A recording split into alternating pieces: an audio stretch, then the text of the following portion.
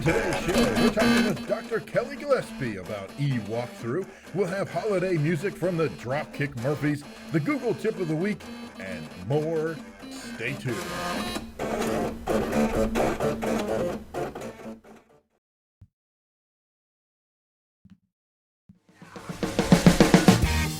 EduTech Guys Radio, radio.edutechguys.com. The opinions expressed on the site and its programs are those of participants and not intended to and do not necessarily reflect the opinions of any specific educational entity, sponsor, company, state, or government agency. Hello and welcome to EduTech Guys Radio, brought to you by Southwest Arkansas Education Cooperative and Hope Public Schools, both located in glorious, gorgeous, amazing downtown Hope, Arkansas. I'm David Henderson. Hey, and I'm Jeff Madlock. That's Henderson, not Anderson. That's Madlock. I don't even know my name. Madlock. Not Henderson. Madlock. There you go. Welcome to the show. Thank you guys so much for listening. The intro music, by the way, was called Floppy Music Jingle Bells. I want to thank the good doc for finding that for me. Actually, he spent the last 72 hours putting together floppy disks to make that song for us. No, I'm kidding. Yeah. He actually found it. We found it. He found it online, and it was great. And so we used it as our pre-roll music for David to tell you what's happening on the show today. And you guys, speaking of music, you guys are in for a whale of a treat today. The good doc knows we were looking for some music. So, Doc, I know you're out there listening because I see you on radio. I see you listening. I see you listening. So, yeah, we've got a special one for you. You're gonna love the lyrics and the whole thing. It's just a great song. It's a great Christmas tune.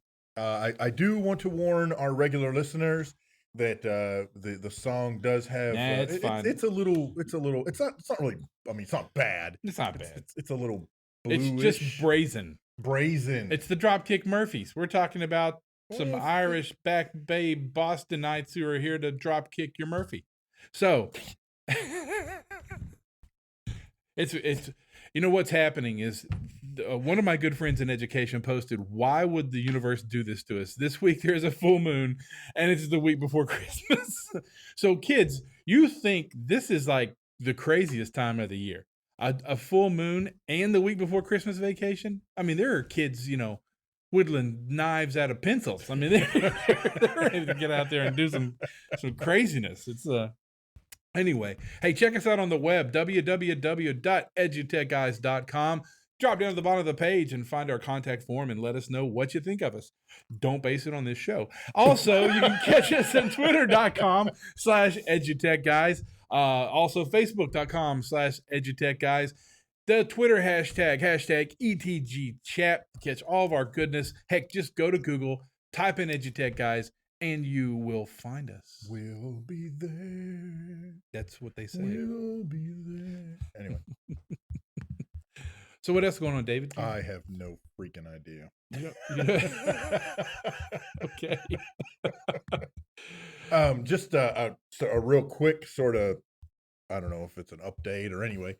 Yesterday, the Department of Ed computer science guru, Anthony Owen, put on a couple of webinars yesterday. He actually did them live and recorded them, and I assume they'll be available at some point. But it was really cool. In the morning he talked about the new K-8 computer science standards that Arkansas has rolled out, and kind of what that looks like and what it means. And they actually brought in a teacher, I think from Springdale, if I remember right, and she talked all about how they incorporate those standards in the learning that teachers are already doing. I mean, in the student learning that the teachers are already providing is what I'm trying to say. So things like big, bad, scary word algorithm, and it scares a bunch of teachers away. But really, when it's all said and done, most teachers are already doing that.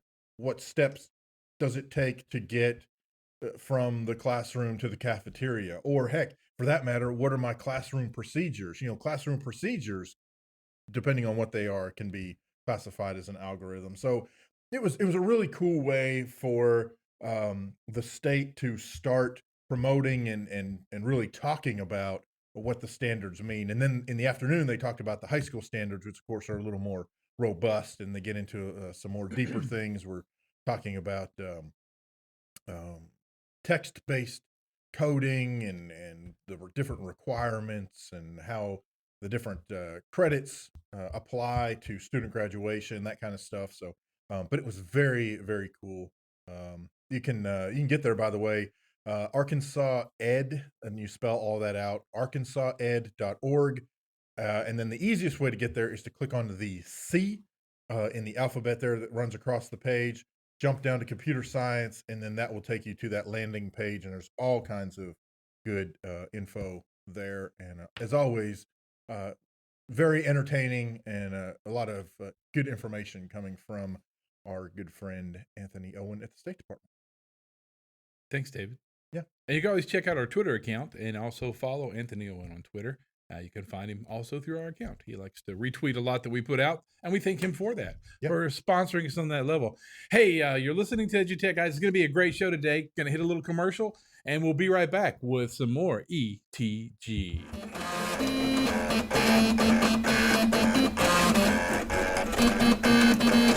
Do you share a passion for education and technology? Be our guest on an upcoming show. It's easy. Just reach out to us on Twitter at EduTechGuys. We'd love to talk to you about education, technology, and what you're doing to help make a difference. That's at EduTechGuys on Twitter. Come be our guest. We'd love to. Hey, welcome back. We would love to have you as a guest. If you're out there listening to the show or you know somebody that should be on the show, have them get in touch with us and just catch us on Twitter, and we'll love to have you. That's a great thing. Yeah, absolutely. No, sorry. I know I was laughing. I was laughing under my breath, thinking, or if you know someone else who you think would be a better host. Wait, that's getting kind of personal. Oh my gosh. Okay, so cool. Listen, 2 weeks ago, we were December the 1st and 2nd. We were at AESA, the Association of Educational Service Agencies, doing interviews, and we got to sit down with Dr. Kelly Gillespie, who won a big award there for her participation in her role in AESA and helping service agencies around the country. And this is just a prime. You will hear from this interview why she got this award, because her team at her service agency came up with e-walkthrough, which is wonderful. We're just going to let her tell you about it, and we'll be right back. Take a good listen to Dr. Kelly Gillespie. Kelly Gillespie. I'm Executive Director of Southwest Plains Regional Service Center in Sublette, Kansas, located in the far southwest corner out by Dodge City.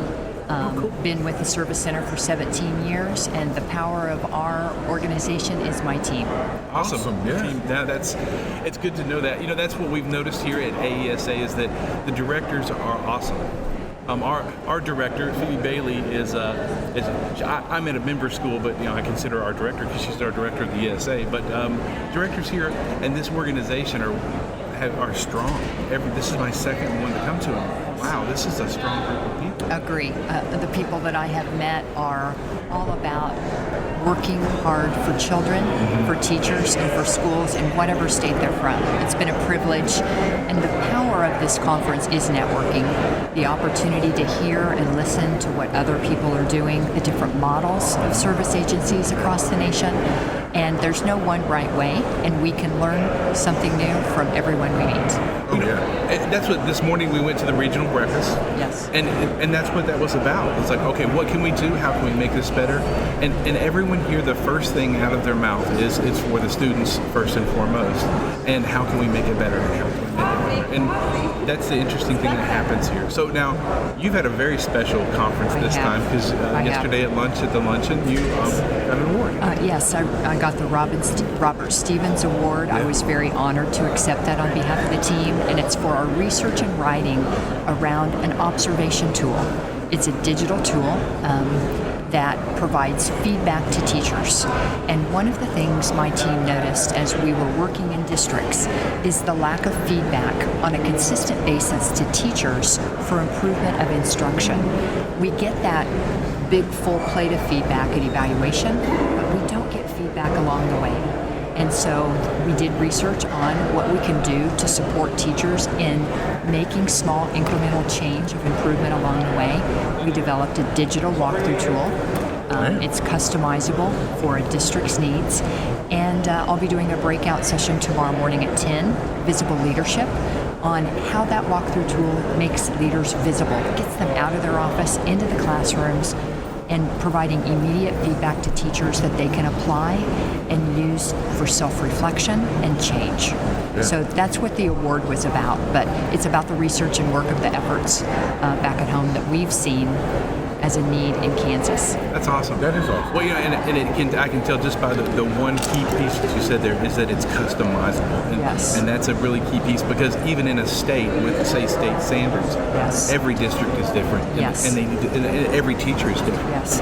And a lot of that is based on what are the type of student populations that they serve. Sure. You might be an all-white middle-class district. You might be, where I'm from, we have 87% poverty, 87% ESL, 83 languages spoken in a school. Wow. The instructional needs are not the same in those districts. So if you don't have an observation tool that you can make just their own, it's not the power that our e-walkthrough provides. Yeah. I'm guessing that as your team built this, the data that they collected to build this is probably also phenomenal. It is, and that's the research that we focused on, and again, part of the award we received yesterday. That's awesome. We've written a book, #eWalkthrough, and just excited about, all of this is fabulous, but the real reward is what we see happening in classrooms. We want to be boots on the ground. We want impact on teachers that then impacts students. That's our love and our passion. Well, and that's kind of the direction I was actually thinking of it as you're talking about this. How long have you been doing that, the walkthrough program? 7 years. Okay, so wow, 7 years. Yes, we have a lot of data, a lot of research.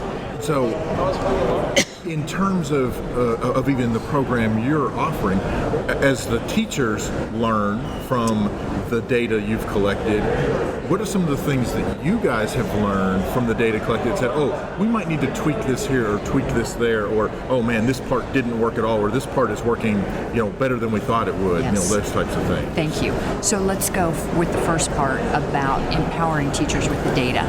It's important that once these observations are completed by building leaders, that teachers do get the data. Right. If I took your blood pressure, but I didn't give you the results, yes. you wouldn't know what to do. Right. So we've got to give teachers the data.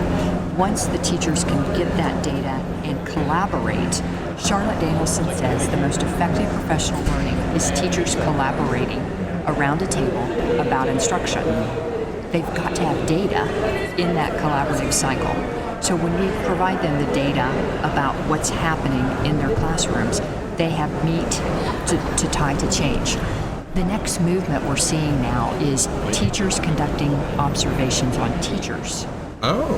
And that's turned into a powerful piece. They walk into a classroom in groups, come out and calibrate what did they see, what could they learn. And we hear things like, I never thought of doing it that way. Yeah. What a great idea. Did you see how she handled Billy? And so watching, we know that modeling, if we look at Marzano's research, is a powerful tool. So teachers now are beginning to conduct observations on teachers, which then takes another notch up yes. the power. Wow. Yes. So the observation tool, when it returns this data to the teachers immediately, does it give it to them in manageable bites? And then when they get into that manageable bite, it's like a menu, like, oh, I have the hamburger. Then when you sit down, you go, oh, it's got oregano in it. Yes. So they've got that manageable piece. They can get a quick snapshot of it and then break it out. So our tool, as soon as a building leader is completed a walkthrough, they hit submit. It filters into the data storage archive, and the teacher immediately gets a PDF of that walkthrough result, along with a probing question for reflection. So the teacher gets immediate results of the walkthrough. Then we've set up a filtering system within the e-walkthrough that we can filter at the teacher level, the PLC level, the building level, the district level, third grade teachers across the district, junior high teachers across the district, any way that we can actually get to the root cause and filter down to the smallest level. So then that data can be given in those different chunks to consider. We also have a time filter. So if we bring in professional learning on October 17th, and we can look at the data prior to that, and how did that aspect look, then we provide the professional learning, and in 6 months we can look at that data for comparison. So we have a time filter within the software.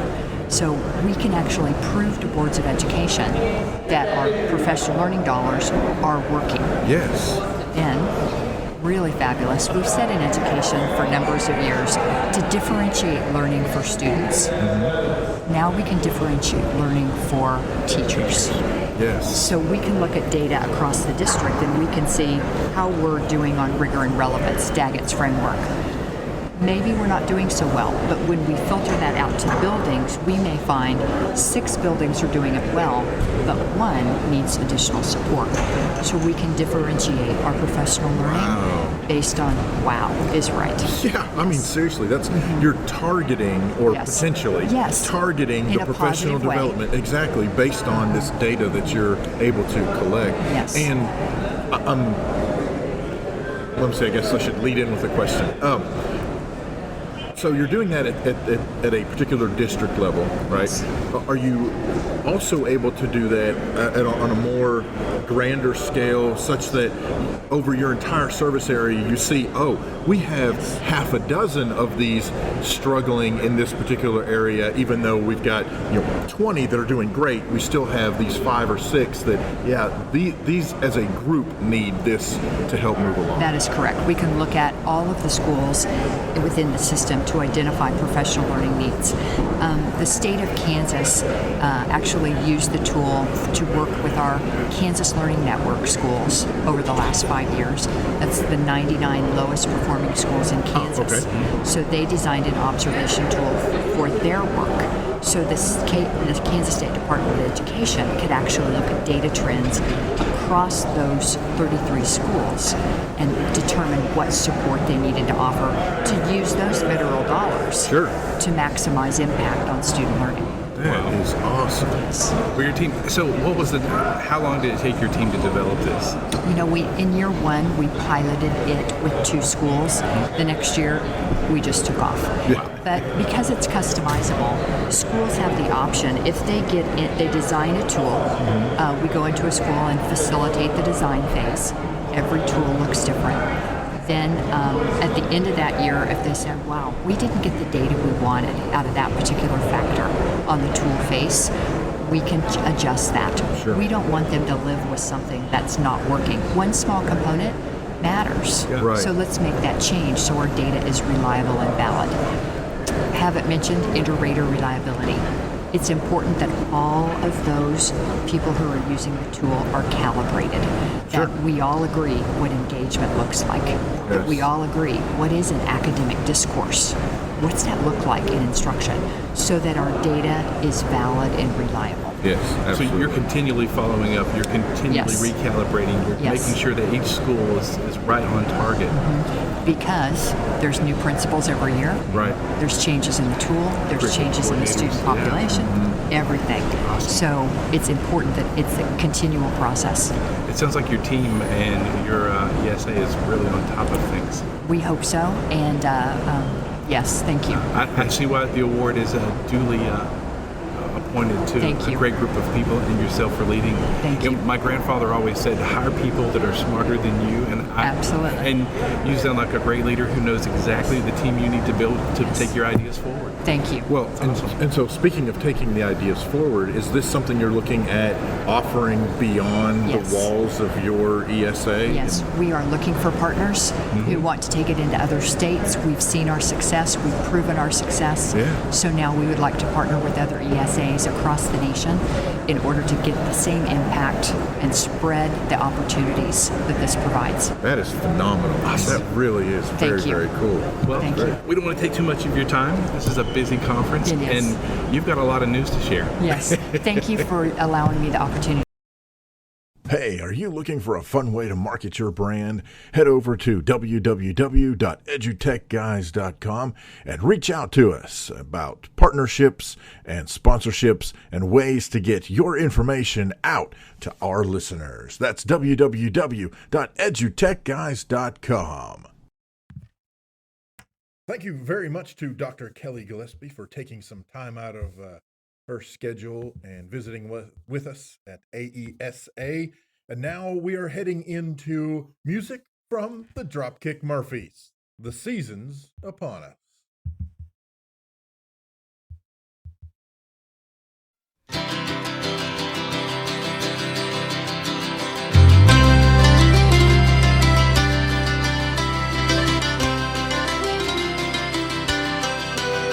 The season's upon us, it's that time of year. Brandy and eggnog, there's plenty of cheer. There's lights on the trees and there's wreaths to be hung. There's mischief and mayhem and songs to be sung. There's bells and there's holly, the kids are gung-ho. True love finds a kiss beneath fresh mistletoe. Some families are messed up while others are fine. If you think yours is crazy, well, you should see mine.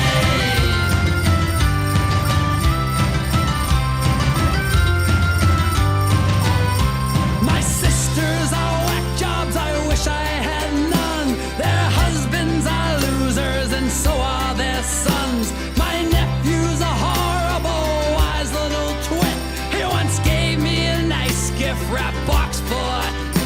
He likes to pelt carolers with icy snowballs. I'd like to take him out back and deck more than the halls. With family like this, I would have to confess I'd be better off lonely, distraught and depressed. The season's upon us, it's that time of year. Brandy and eggnog, there's plenty of cheer.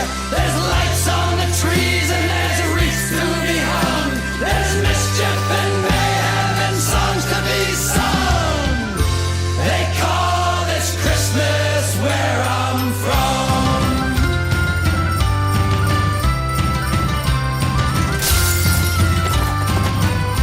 My mom likes to cook, push our buttons and prod. My brother just brought home another big broad. The eyes roll and whispers come loud from the kitchen. I'd come home more often if they'd only quit bitching. Dad, on the other hand's a selfish old sod. Drinks whiskey alone with my miserable dog, who won't run off and Jerry couldn't care less. He defiled my teddy bear and left me the mess. The season's upon us, it's that time of year. Brandy and eggnog, there's plenty of cheer. There's lights on the trees and there's wreaths to be hung. There's mischief and mayhem and songs to be sung. They call this Christmas where I'm from.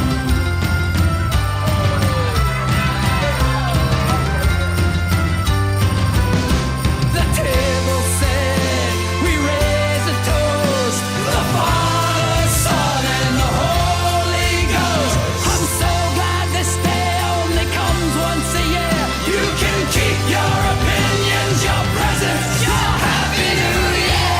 They call this Christmas where I'm from. They call this Christmas where I'm from.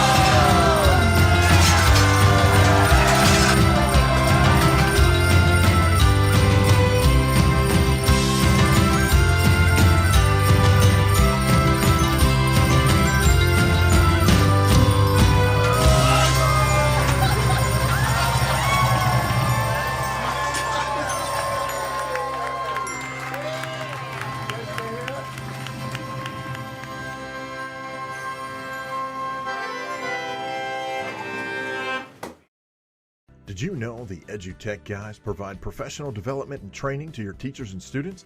We offer workshops in podcasting for the classroom, Google Apps for education, Google Classroom, social media outreach for schools, and much more.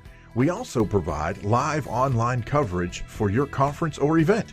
We'll sit down with presenters, attendees, selected vendors, and your key conference personnel live during the conference or event to provide man-on-the-street interviews and insights each day. Want to know more? Reach out to us on Twitter at EduTechGuys. Head over to edutechguys.com and fill out the contact form on the front page, or you can call us at 870-729-1414. Thanks for listening, and we'll see you soon. Welcome back, and you want to be sure to catch us live at FETC, that's the Future of Education Technology Conference, January 24th through the 27th, 2017 in Orlando, Florida. We will be providing live conference coverage each day during the conference. Going to be a lot of fun. And if you're going to be at FETC, by all means, come and find us. My understanding is that we're going to be in or around the Bloggers Cafe. So you definitely want to stop by and let us know what you're doing and what's happening and visit with us. And we'd love to see you. And you should go to the Bloggers Cafe because there's nothing like a nice medium rare blogger with a cup of coffee. Get it right there at the cafe. Right there. Awesome. Yay. This is one of David. David gets giddy all week. We build up to Wednesday because guess what time it is? It's Google Tip of the Week. It's time for the old Google Tip of the Week. Hey, this comes to us from Google. And hey, that's convenient. You got to give them credit. They kind of know what's going on most of the time. No, they always know what's going on because they read all of our emails. But that's a whole other story. They're collecting all of our data. They know what's going on. So this is a great article at blog.google. It's for graduates, for guardians, expanding the boundaries of our tools.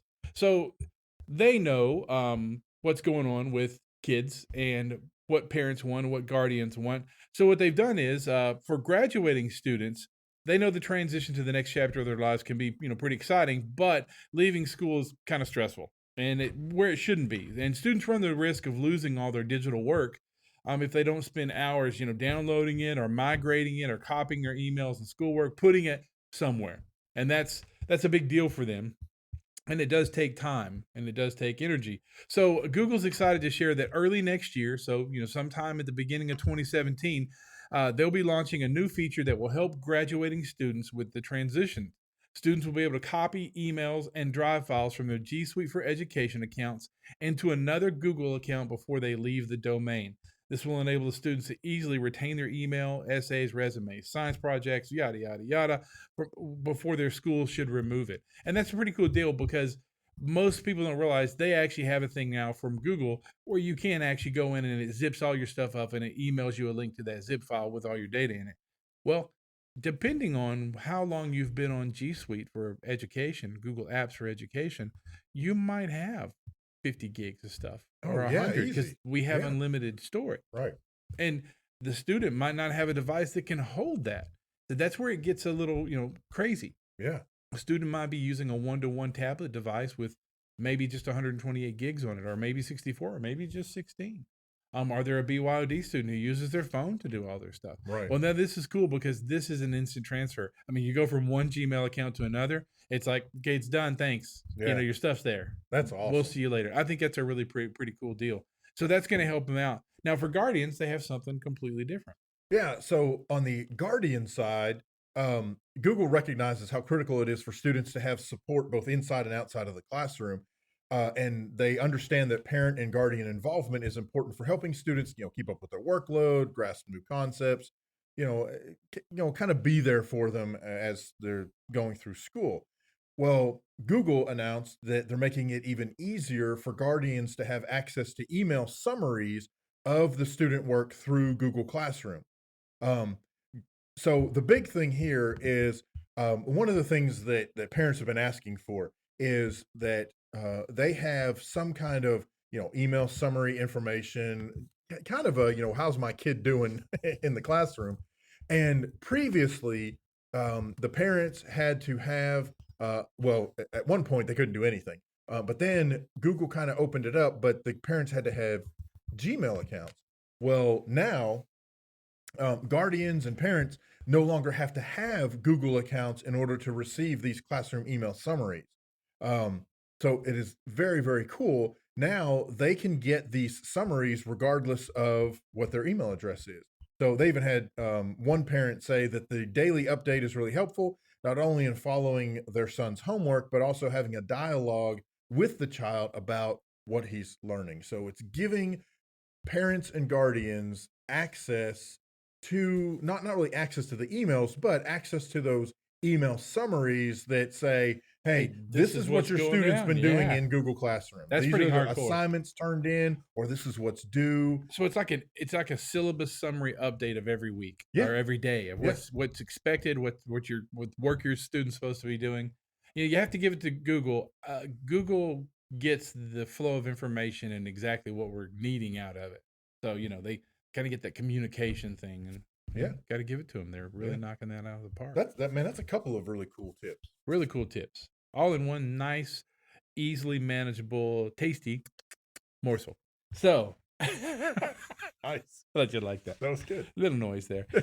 Hey, listen, we hope you have a great time out there. Most schools are wrapping up this week. Friday is probably the last day for students in most schools. Some schools go a few extra days depending on what they're trying to get done, assessment, or prepping for those snow days that are right around the corner. Looks like this weekend, I think here in Arkansas, the high Saturday is 70 and the low the next day is 18. Yeah, I mean, it's going to be nuts. Next week, I've been talking like this the whole time.